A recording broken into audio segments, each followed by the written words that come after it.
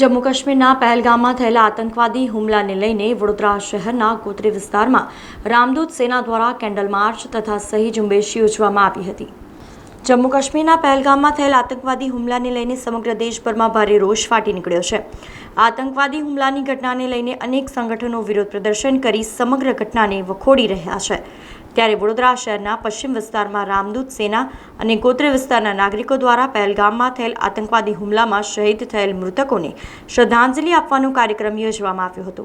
જેમાં વુડા 4 રસ્તા, ગોત્રીથી કુણાલ 4 રસ્તા સુધી કેન્ડલ માર્ચ અને આતંકવાદ વિરોધી અભિયાન માટે સહી ઝુંબેશ યોજવામાં આવ્યું હતું। ત્યારે શ્રદ્ધાંજલિ માટે યોજાયેલી આ કેન્ડલ માર્ચમાં વોર્ડ નંબર 9ના યુવા કાઉન્સિલર શ્રી રંગ આયરે, વોર્ડ નંબર 9ના અન્ય કાઉન્સિલરો સુરેખાબેન પટેલ, નરસિંહ ચૌહાણ, ભાજપ વોર્ડ નંબર 9ના પ્રમુખ લખદેરસિંહ ઝાલા તથા અન્ય આગેવાનો સહિત રામદૂત સેનાના આગેવાનો અને મોટી સંખ્યામાં વિસ્તારના નાગરિકો જોડાયા હતા। આ કેન્ડલ માર્ચ દરમિયાન કુણાલ 4 રસ્તા પાસે આતંકવાદીના પુતળાનું દહન કરવામાં આવ્યું હતું।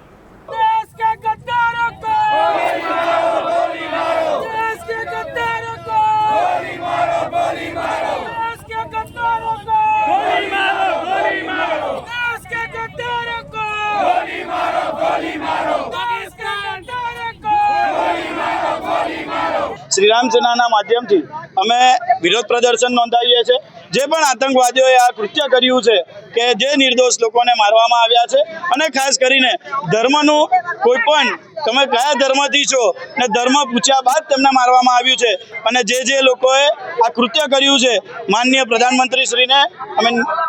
તેમને કહેવા માંગીએ છીએ કે જેવી રીતે સર્જિકલ સ્ટ્રાઇક કરવામાં આવી, પુલવામા અટેક કરવામાં આવ્યો અને તેનો વળતો જવાબ આપણે આપવામાં આવ્યો, એવી જ રીતે તેમના ઘરની અંદર ઘૂસીને ફરીથી એક વખત સર્જિકલ સ્ટ્રાઇક 2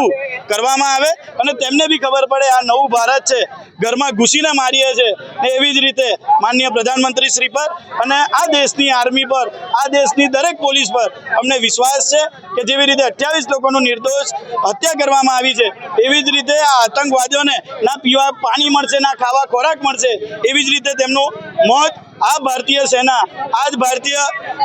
પોલીસના માધ્યમથી કરવામાં આવશે। કેમ કે જે લોકો નિર્દોષની હત્યા કરી છે, આજે એમના પરિવાર ખાતે પણ નાના બાળકો છે, તેમના માતાઓ છે, તેમની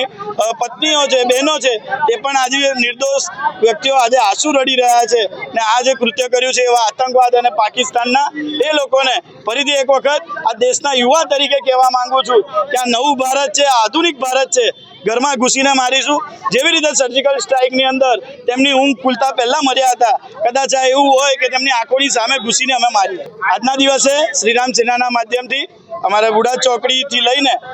કુણાલ ચોકડી ખાતે દીવા સાથે લઈને જે નિર્દોષ 28 લોકો મૃત્યુ પામ્યા છે તેમને શ્રદ્ધાંજલિ પાઠવી છે। સાથે જે આતંકવાદી દ્વારા આ કૃત્ય કરવામાં આવ્યું છે તેમનું પુતળા દહન કરીને તેમનો વિરોધ નોંધાવ્યો છે। પહેલગામમાં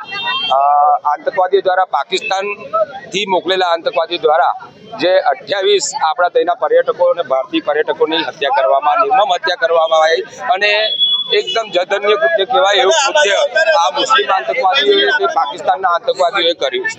અબ્દુલ કલામ સાહેબ પણ એવું કહેતા હતા કે બધા મુસ્લિમો ત્રાસવાદી નથી, પણ મુસ્લિમો ત્રાસવાદી છે, એ વાત સાચી છે। અમને સૌને, ભારતની પ્રજાજનોને આપણા વડાપ્રધાન નરેન્દ્રભાઈ મોદી પર વિશ્વાસ છે કે